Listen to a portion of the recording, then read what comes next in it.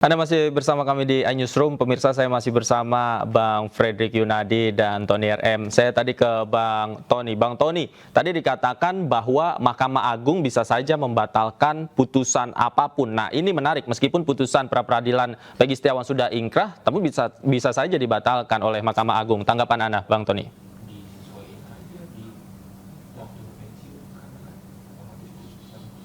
Gue sentimen, emang dapat apa? Bang Tony?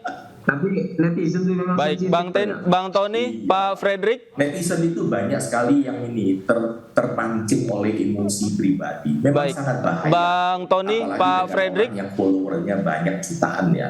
Itu memang sangat bahaya dan lagi banyak Bang Tony, Pak Fredrik, sudah bisa dengar suara saya? Mohon maaf. Penuntut umum atau hakim.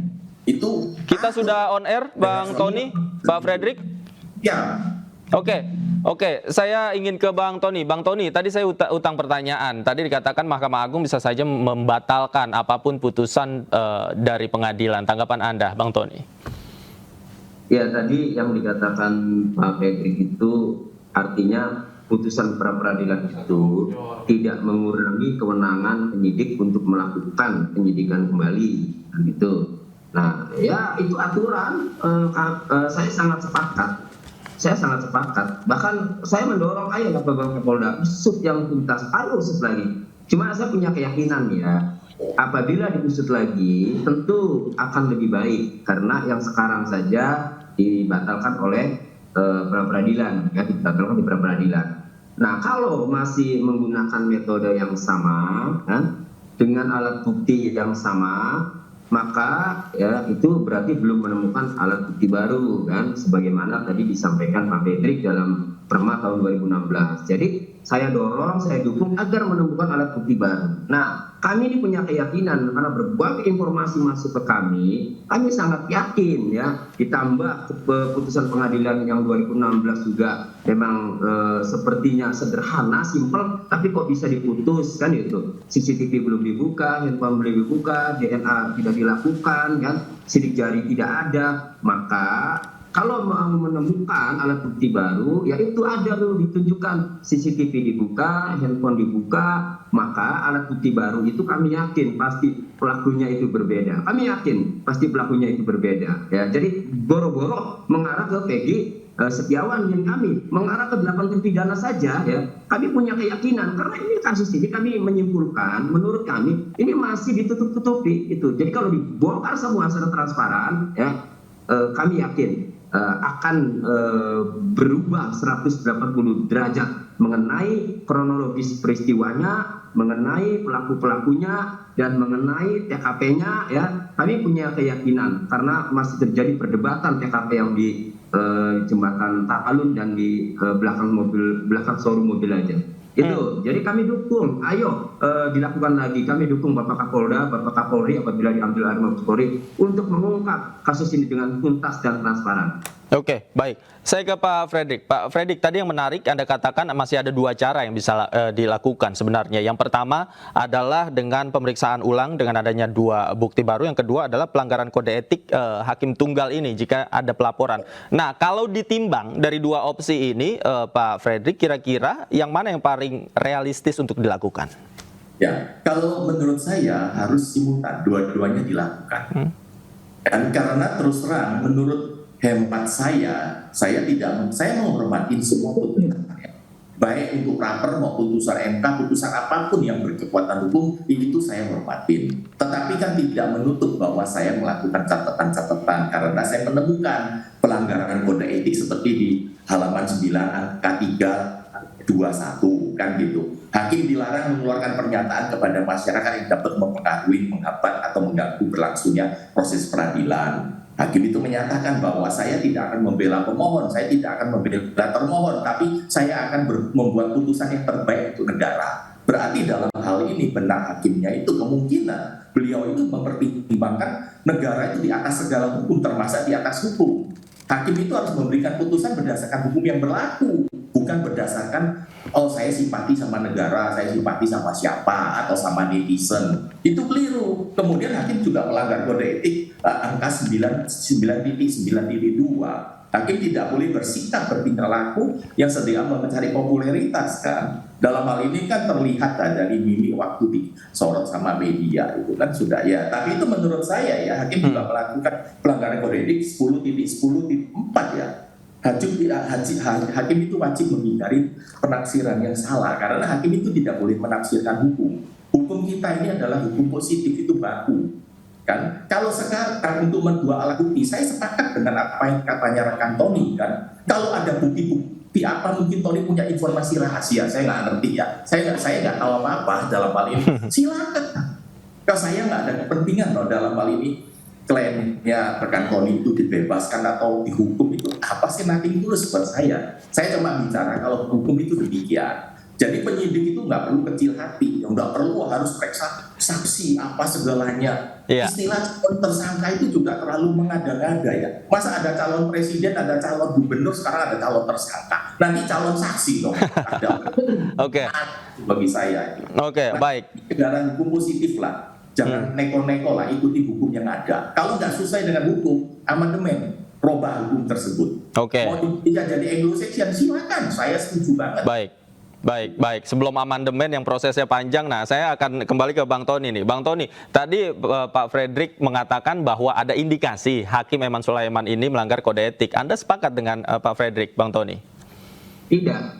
Jadi begini, dalam melihat persidangan ya yang dilakukan oleh hakim itu kan ada dua. Satu, terkait kalau kode etik itu terkait perilaku. Yang kedua terkait materi dan terkait putusan. Nah, bicara kode etik adalah bicara perilaku. Nah, pada saat sebelum putusan terakhir sidang, nanti hari Senin putusan, hari Jumat ya, setelah ahli dari pihak Polda Jawa Barat memohon, hakim di akhir sidang setelah mengetuk palu ya, kemudian minta pendapat kepada pemohon dan termohon, kedua pihak. Hakim meminta bagaimana pendapat pemohon dan termohon karena ini diketahui masyarakat Indonesia live. Selama saya memimpin sidang, kata hakim, apa yang ada di ini dinilai oleh pemohon dan termohon mengenai perilakunya, sikapnya. Pemohon menjawab ya bahwa Hakim Tunggal Eman Sulaiman dalam memimpin sidang telah adil, telah fair, memberikan kesempatan yang sama, arif dan bijaksana. Nah, kemudian termohon juga menyampaikan, dikasih kesempatan, menyampaikan hal yang sama, ya. Jadi dalam memimpin sidang itu objektif, adil, fair, memberikan kesempatan yang sama, ya, arif dan bijaksana. Artinya, ya, ketika kedua belah pihak yang mengikuti sidang ini, para pihak yang berperkara ini, mengatakan bahwa tidak ada perilaku hakim yang dipersoalkan, ya, maka, ya, pelanggaran kode etik itu dijamin tidak ada. Karena yang bersangkutan yang mengalami sidang saja merasa bahwa hakim itu telah berbuat adil, telah berperilaku baik, ya, arif dan bijaksana, fair gitu loh. Nah, itu. Kemudian materi. Nah, kalau materi jelas-jelas kalau tidak terima dengan putusan pra peradilan, ya, maka sudah terkunci ya di pasal 83 KUHP bahwa putusan pra peradilan tidak dapat dimintakan banding atau upaya hukum. Itu. Jadi dua-duanya ya, baik perilaku hakim tidak bisa dilaporkan ke kode etik untuk ini ya, untuk Hakim Tunggal Eman Sulaiman ini karena kedua belah pihak yang berperkara ini sudah menyatakan tidak ada masalah dengan perilaku hakim selama memimpin sidang. Nah, untuk materi putusan sudah jelas ya, memang sudah final dan berkekuatan hukum tetap. Baik Pak Fredrik, tidak bisa dilaporkan ini perilaku etik dari Hakim Eman Sulaiman. Nah, itu kan menurut pendapat daripada rekan Tony, kan gitu kan. Kemudian kalau untuk melaporkan kode etik, sebetulnya masyarakat umum itu bisa laporkan. Karena itu kan kita punya rekaman, kan gitu kan. Setiap orang punya rekaman. Kita lihatlah mimik muka waktu sidang bagaimana. Kata-kata itu kan bukan saya ngarang. Saya kan mengambil cuplikan daripada kata-kata yang diucapkan oleh hakim. Seorang hakim itu harus menyatakan memutus berdasarkan hukum yang berlaku, bukan untuk yang terbaik untuk negara. Oh, itu sudah total itu pelanggaran kode etik. Kode etik bukan hanya masalah soal dia itu disogok atau dia terima sesuatu atau bagaimana. Nah, kode etik itu kan sudah tertera daripada namanya surat keputusan bersama antara Mahkamah Agung dan Komisi Yudisial 2009. Silakan aja baca di sana. Itu kaji itu pasti aman. Dan ini jangan lupa, ini sudah diproses, ada 2 contoh, satu di NTT, satu di Barreskrim, dua-duanya itu berhasil. Kita tidak menyinggung masalah soal putusan. Tetapi kalau sekarang hakim mengambil suatu putusan berdasarkan suatu penafsiran pribadi, ya tentu itu pelanggaran kode etik berat kan. Masa sekarang namanya pertimbangan hukum, katanya itu amat sebagai landasan hukum untuk menyatakan bahwa itu tidak sah karena tersangka belum diperiksa. Pertimbangan hukum itu kan bukan amar putusan. Yang kita lihat itu adalah amar putusan dunia dari MK itu apa? Apakah pertimbangan hukum itu dimasukkan dalam amar putusan? Tidak ada.